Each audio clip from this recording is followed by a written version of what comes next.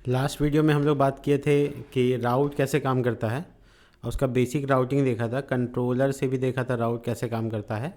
आज हम लोग राउट को लेकर आगे बढ़ेंगे। ये राउटिंग के टॉपिक का दूसरा वीडियो है जिसमें हम लोग सीखेंगे कैसे रिडायरेक्ट करते हैं राउट या डायरेक्ट व्यू को कैसे राउट मैपिंग करते हैं बिना कंट्रोलर के, और कई तरह के मेथड्स हैं जिसका इस्तेमाल हम लोग राउटिंग में कर सकते हैं, जैसे कि हम लोगों ने प्रीवियसली गेट मेथड पे काम किया था। तो चलिए समझते हैं किस तरह से ये काम करता है। तो देखिए यहाँ पे क्या करेंगे हम लोग, है ना, फ़िलहाल इस जगह पर बहुत सारे डॉक्यूमेंटेशन पेज पे हुए हैं और यहाँ पे आप देख पाएंगे कि यहाँ पर हम लोग इस जगह तक कंप्लीट कर लिए थे जो कि यूज कंट्रोलर के तौर पे था। चलिए अब हम लोग यहाँ पर कुछ अवेलेबल मेथड्स देखते हैं जो कि राउट की तरफ से हमको मिलता है। राउट यहाँ पर पूरा फैसेड है, बना बनाया हुआ लाइब्रेरी है। देखिए गेट मेथड का इस्तेमाल तो हम लोग करते ही हैं जब हम लोग को कोई पेज को ओपन करना हो या कोई फॉर्म है जो कि गेट मेथड से है तो गेट मेथड काम करेगा। इसके अलावा यहाँ पे पोस्ट मेथड है, जब हम फॉर्म को सबमिट करेंगे इंसर्ट करने के पर्पज़ से तो हम लोग है ना क्रिएट करने के लिए पोस्ट मेथड का इस्तेमाल करेंगे, जिससे कि हमारा डेटा यूआरएल में या डेटा इंक्रिप्ट होके जा सकता है। पुट मेथड और पैच मेथड दोनों एडिट के लिए पर्पज़ से इस्तेमाल होता है। ये दोनों मेथड्स एपीआई में भी सेम अवेलेबल होते हैं। पुट मेथड और पैच मेथड दोनों ही अपडेट करने के फॉर्मेट में काम करेगा, मैं आगे इसको यूज़ करूँगा। डिलीट मेथड डिलीट करने के लिए काम आता है, डेटाबेस के रिकॉर्ड्स को डिलीट करने के लिए। स्पेशल मेथड ये सिक्योर होता है थोड़ा सा यहाँ पे, और ये ऑप्शंस जो है ये बहुत सारे अलग अलग ऑप्शंस अवेलेबल कराता है। इसके अलावा हम लोग अगर हम लोग चाहते हैं कि दो मेथड एक ही राउट पे काम करें जैसे गेट और पोस्ट, तो फिर हम लोग मैच मेथड का इस्तेमाल कर सकते हैं, जिसमें गेट और पोस्ट एरे एलिमेंट के तौर पे डालने से हम लोगों का ये function get method as well as post method दोनों पे काम करता है, जो बहुत थोड़ा आसान हो जाता है।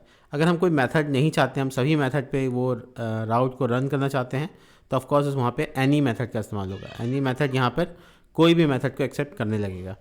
याद रखने वाली बात यह है कि गेट मेथड को छोड़कर बाकी जितने भी मेथड्स हैं सब में CSRF टोकन होना चाहिए, तभी ये काम करता है। CSRF एक तरीका सिक्योरिटी टोकन है जो कि आपके फर्जरी को रोकता है। क्रॉस साइट रिसोर्सेज फर्जरी या रेफरेंस फर्जरी कहते हैं इसको।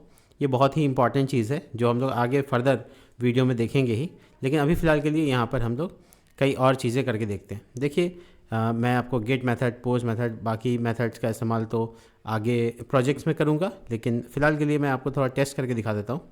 जैसे मैं अगर कोई पोस्ट मेथड का कोई राउट्स बनाता हूँ इस तरीके से, और उस यहाँ पे पोस्ट लिख दूँगा और कोई भी पेज के ऊपर स्लैश इंसर्ट मान लीजिए, और इसमें कॉल बैक फंक्शन डाल देता हूँ जो कि क्लोज़र की तरह काम करता है।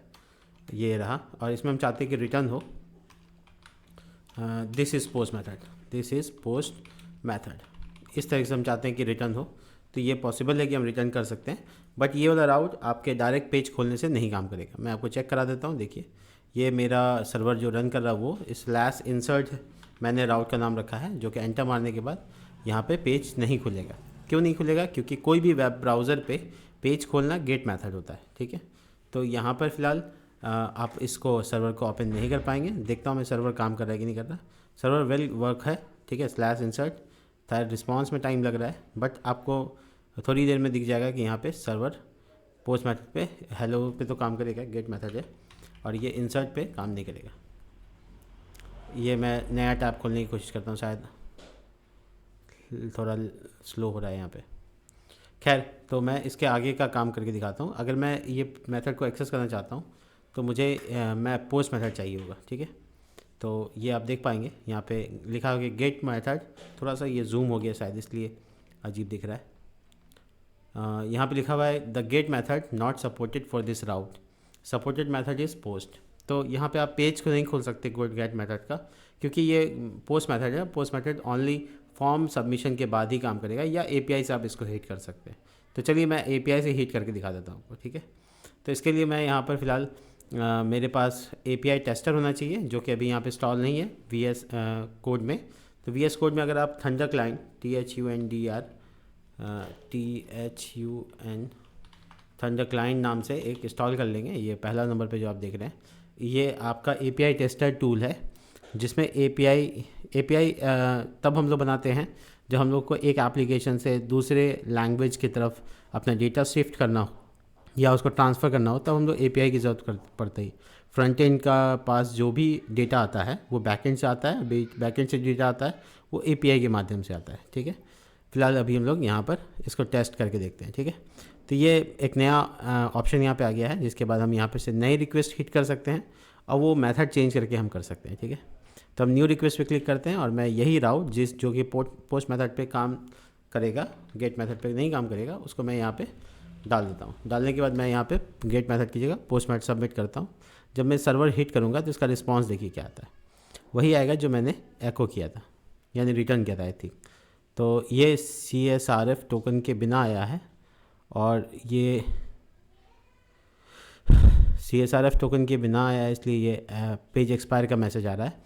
क्योंकि CSRF टोकन चाहिए, मैंने पहले भी आपको बताया था कि गेट मेथड छोड़कर बाकी किसी भी मेथड में अगर आप जाते हैं, यहाँ पे भी लिखा हुआ है remember any HTML format pointing post put patch और डिलीट, आपको वेब राउट में तो आपको CSRF टोकन लगेगा।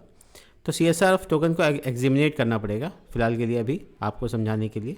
तो मैं यहाँ पे कोशिश करता हूँ एग्जामिनेट करने का, ठीक है।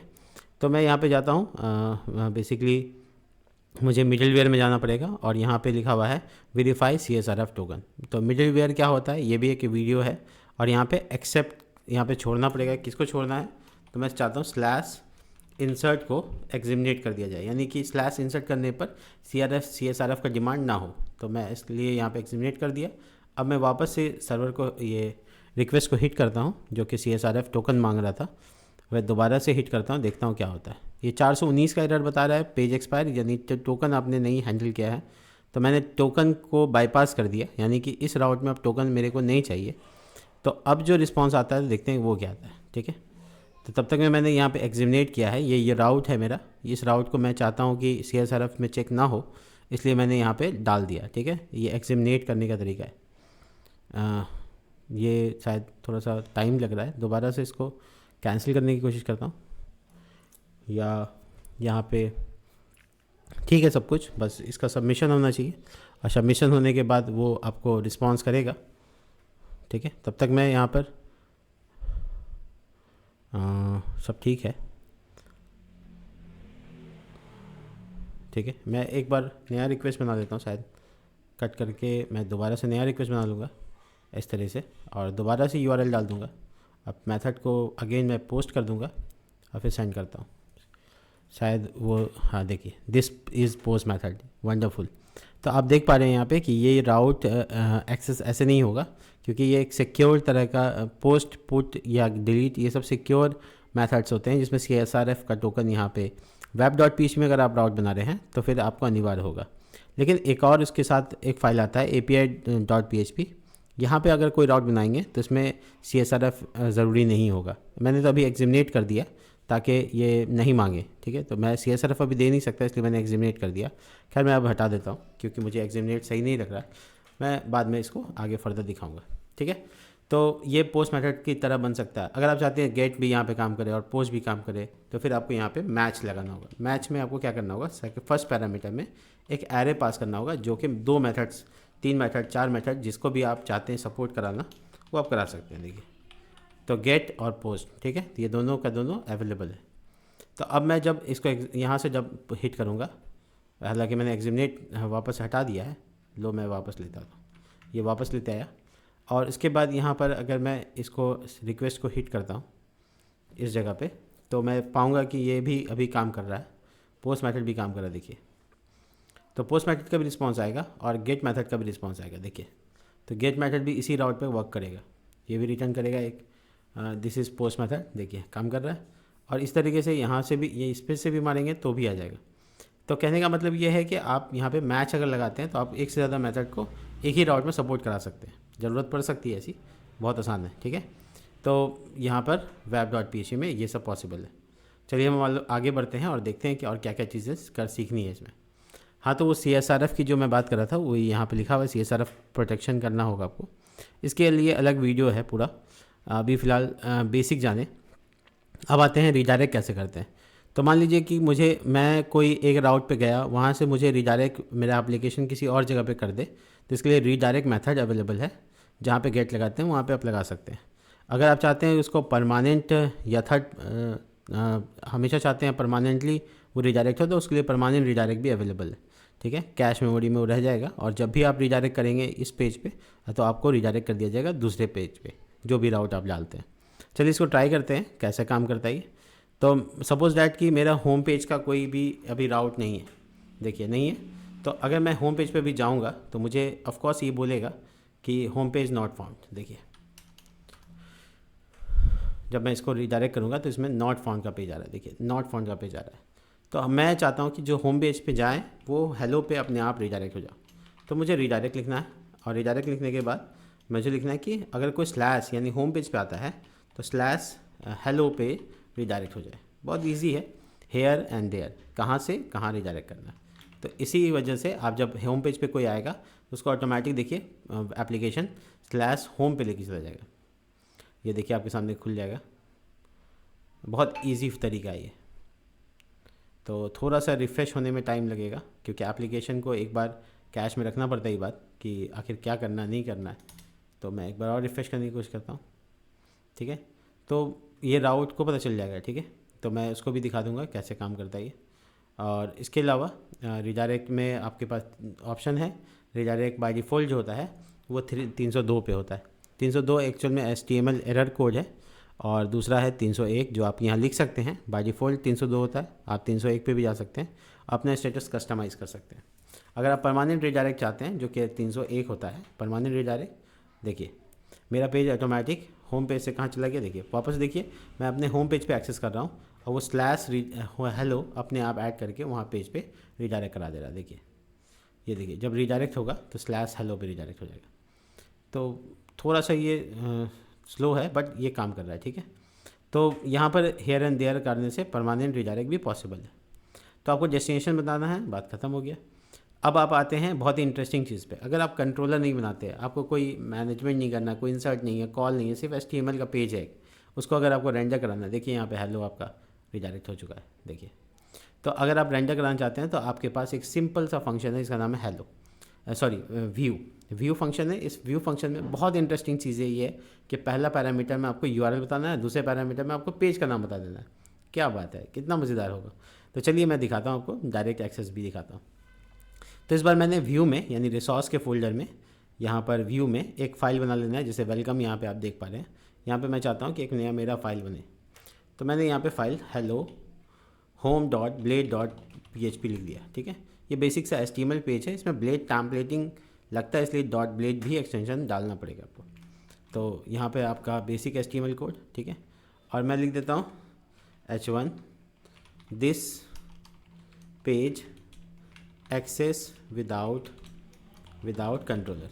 ठीक है, तो मैं ऐसे लिख देता हूँ, ये पेज मैं एक्सेस करूँगा बिना कोई कंट्रोलर बनाए। तो मैं कंट्रोलर को नहीं यूज़ कर रहा हूँ। देखिए ज़्यादा कॉम्प्लेक्स अगर HTML का पेज नहीं है, यानी इंसर्ट नहीं है, कॉलिंग नहीं है, सिंपली आपको HTML रेंडर कराना है, तो मुझे लगता है कि ये बेस्ट वे होगा आपके राउटिंग में। तो आपको करना ये है कि आपको जो भी पेज पे इसको रिडायरेक्ट कराना है, जैसे मुझे यहाँ पर राउटिंग कराना है तो मैं सीधा व्यू फंक्शन लगाऊंगा। अब मैं चाहता हूँ ये कि मेरा ये URL पे दिखे स्लैश होम लिखने पर कौन सा पेज, तो ऑफकोर्स पेज का नाम भी होम है। तो मैंने सेकंड नंबर पे जो लिखा है वो व्यू के HTML पेज का नाम है, जिसमें डॉट ब्लेड डॉट PHP नहीं लिखना है। तो बहुत इजी फॉर्मेट होगा ये।